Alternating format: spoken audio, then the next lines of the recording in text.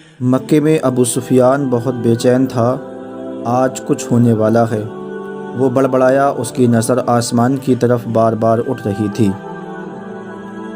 اس کی بیوی ہندہ، جس نے حضرت امیر حمزہ کا کلیجہ چبایا تھا، اس کی پریشانی دیکھ کر اس کے پاس آ گئی تھی۔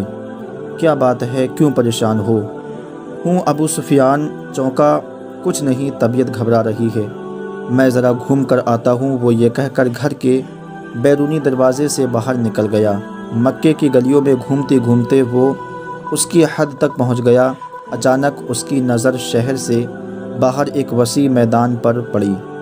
ہزاروں مشعلیں روشن تھیں، لوگوں کی چہل پہل ان کی روشنی میں نظر آ رہی تھی، اور بھن بھناہٹ کی آواز تھی، جیسے سینکڑوں لوگ دھیمی آواز میں کچھ پڑھ رہے ہوں۔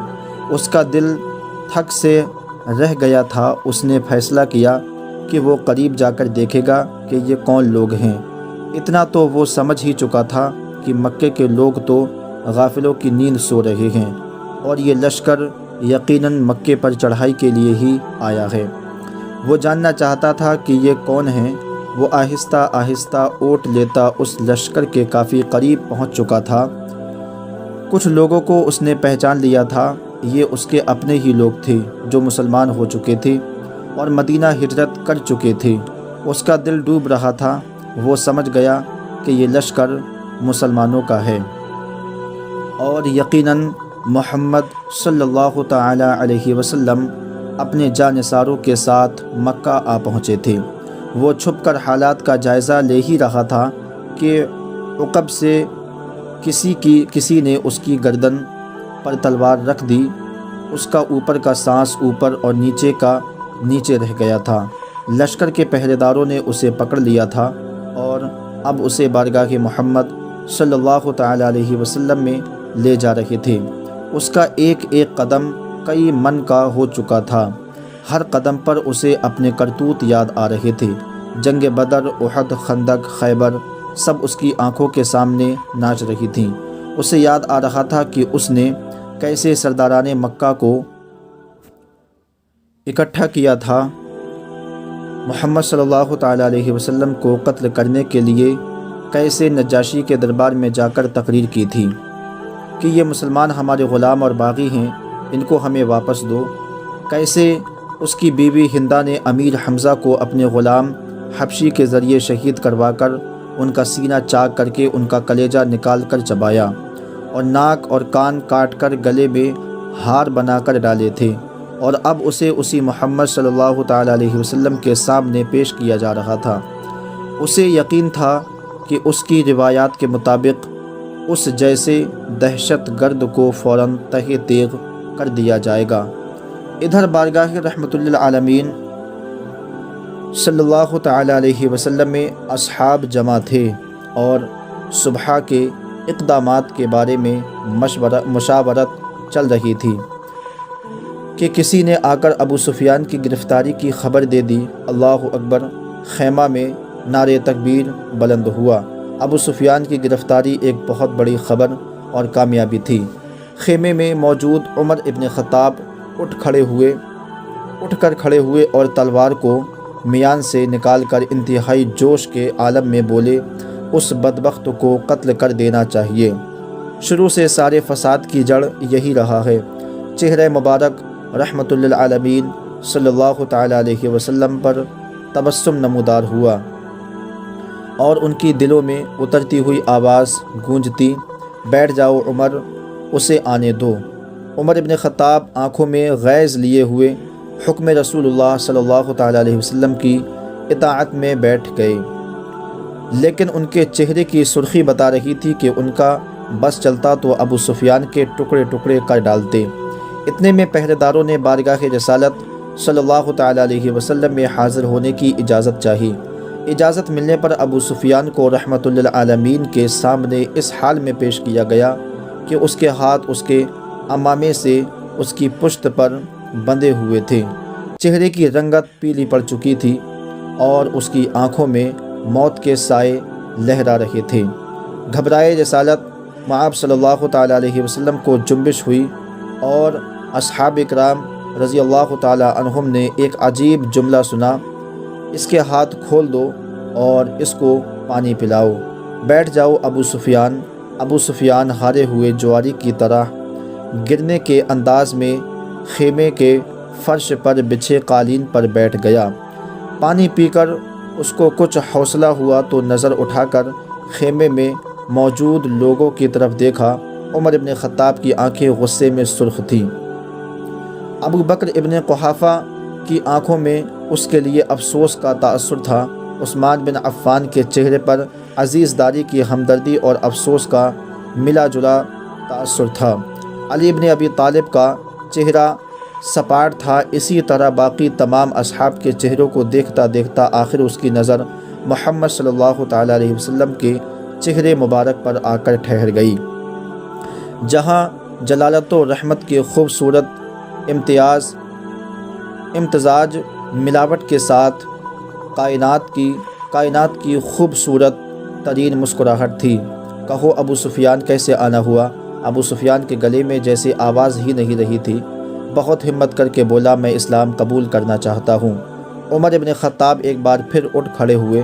یا رسول اللہ صلی اللہ تعالیٰ علیہ وسلم، یہ شخص مکاری کر رہا ہے، جان بچانے کے لیے اسلام قبول کرنا چاہتا ہے۔ مجھے اجازت دیجیے میں آج اس دشمن ازلی کا خاتمہ کر ہی دوں۔ ان کے منہ سے کف جاری تھا۔ بیٹھ جاؤ عمر۔ رسالت مآب صلی اللہ تعالیٰ علیہ وسلم نے نرمی سے پھر فرمایا، بول ابو سفیان، کیا تم واقعی اسلام قبول کرنا چاہتے ہو؟ جی یا رسول اللہ صلی اللہ تعالیٰ علیہ وسلم، میں اسلام قبول کرنا چاہتا ہوں۔ میں سمجھ گیا ہوں کہ آپ اور آپ کا دین بھی سچا ہے اور آپ کا خدا بھی سچا ہے۔ اس کا وعدہ پورا ہوا۔ میں جان گیا ہوں کہ صبح مکہ کو فتح ہونے سے کوئی نہیں بچا سکے گا۔ چہرے رسالت مآب صلی اللہ تعالیٰ علیہ وسلم پر مسکراہٹ پھیلی۔ ٹھیک ہے ابو سفیان، تو میں تمہیں اسلام کی دعوت دیتا ہوں اور تمہاری درخواست قبول کرتا ہوں۔ جاؤ، تم آزاد ہو۔ صبح ہم مکہ میں داخل ہوں گے۔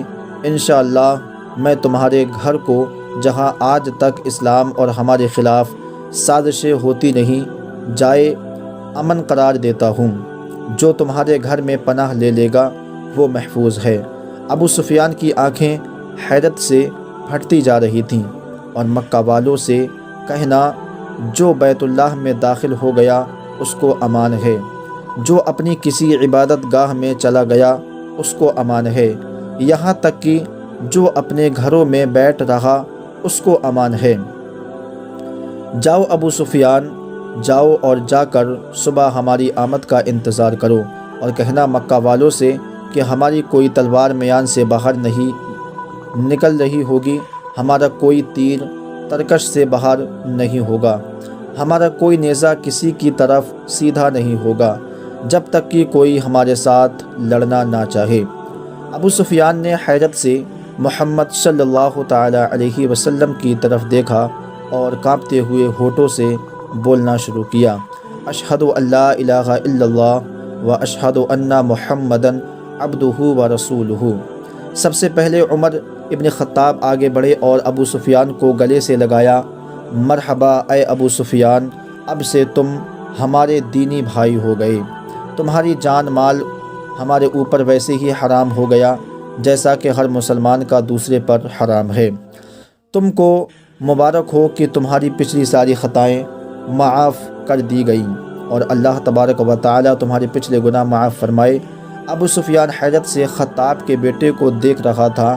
یہ وہی تھا کہ چند لمحے پہلے جس کی آنکھوں میں اس کے لیے شدید نفرت اور غصہ تھا، اور جو اس کی جان لینا چاہتا تھا، اب وہی اس کو گلے سے لگا کر بھائی بول رہا تھا۔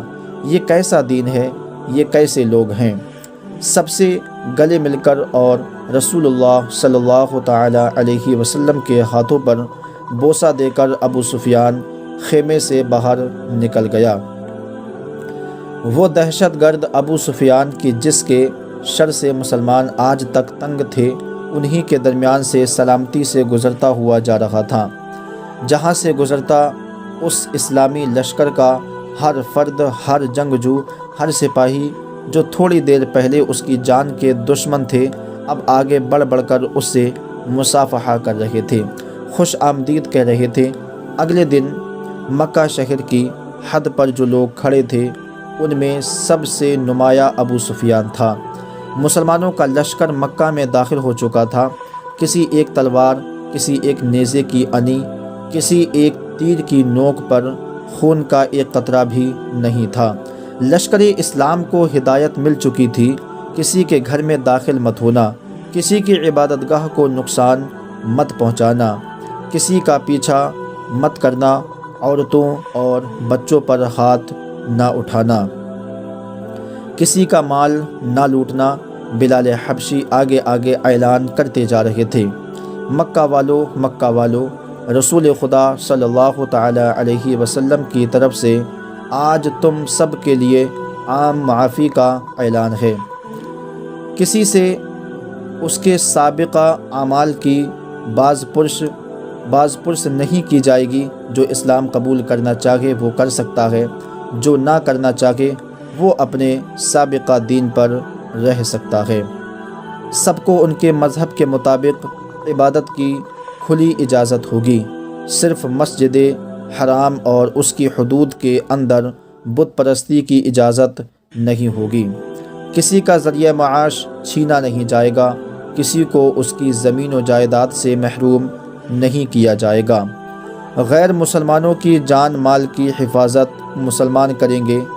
اے مکہ کے لوگوں، ہندا اپنے گھر کے دروازے پر کھڑی لشکر اسلام کو گزرتے دیکھ رہی تھی۔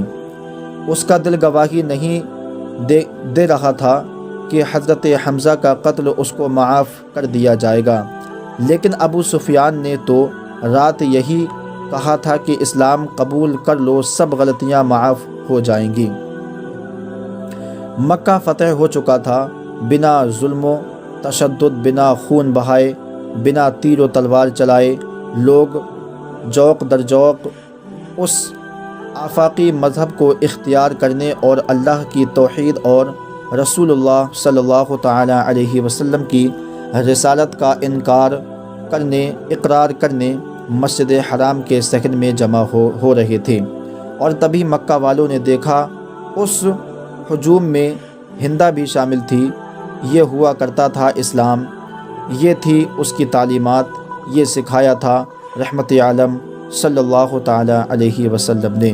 السلام علیکم ورحمۃ اللہ تعالی